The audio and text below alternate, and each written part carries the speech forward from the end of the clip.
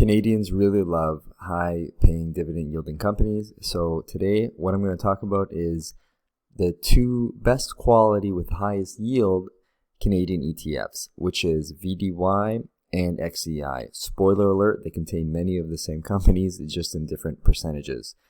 You're going to have a lot of exposure to banks, pipelines, some resource stocks sprinkled in there, and utilities. Up on the screen currently, I have VDY, ticker VDY. Now, a lot of you are going to want to know what the yield is. This is the most important thing to a lot of you investors out there. I mean, it really shouldn't be, but I understand it is important. It pays a 4.64% trailing 12-month yield, and the distributions are monthly. So for people who are looking to get paid on a frequent basis, they don't want to wait to get their quarterly dividends 4 times a year. This is the type of thing you can do to receive monthly income. This is great for retired people. Now, the MER is 0.22%, so this is very, very reasonable with a management fee of 0.2. So this is pretty much as good as it gets, and you're going to see, yet again, similar numbers in the next ETF, XEI.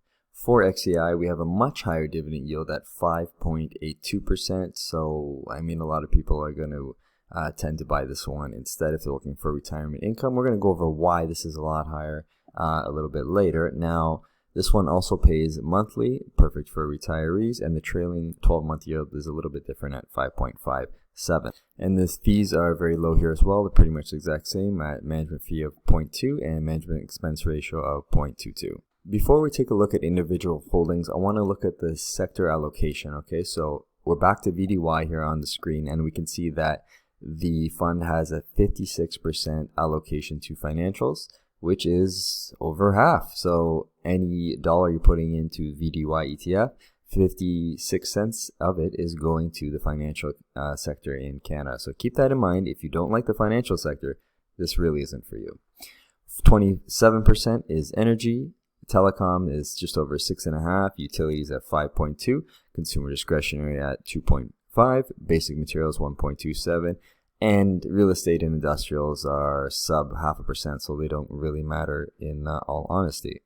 Now let's take a look at XEI sector allocation. Financials is only 30%, so that's about a 26% difference. Well, that is humongous. Energy is similar at 29%. Utilities is much, much higher at 17%. Communication is higher at 10.4%. Real estate much higher at 6.2%. Materials 1.5%. Consumer discretionary is 1.47%. Industrial is 1.7%, healthcare almost nothing, cash and consumer staples at under 0.5% each. So we can see that there are big differences, but now we're going to take a look at the holdings, and you're going to see some very familiar names.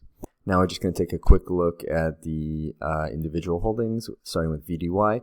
We have Royal Bank, TD, Enbridge, BMO, CNR, Bank of Nova Scotia, CIBC, Suncor, TC, and Manulife.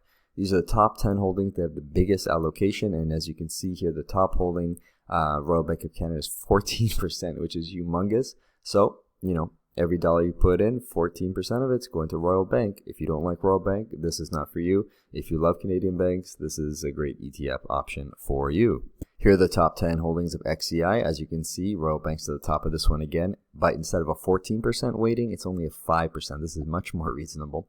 Following that is Suncor, CNR, TD Bank, Enbridge, TC Energy, BMO, BCE, TELUS, and Fortis.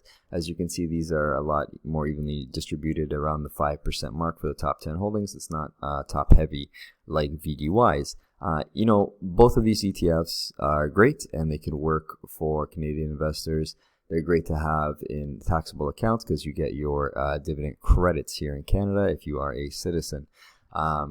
I like both these ETFs for retirement income. Not a lot of growth is going to happen, in my opinion, going forward, but you should get small dividend raises going forward, and you might get a little bit of capital appreciation. On the screen is XEI's total return versus the benchmark for the 1, 3, 5, 10, and since inception.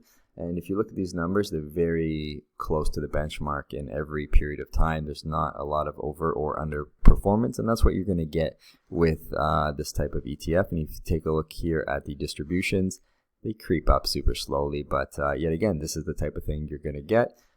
It is good for a lot of people. The question is it good for you? Just quickly, here's VDY's return versus the benchmark. This is year by year from 2012 to present day, just about. And as you can see, it's almost benchmark returns yet again. So these ETFs don't differ that much because they don't differ in holdings that much. It's just the percentage allocation in each individual company. One of them might be for you. Let me know if you guys are buying it. Have a good one.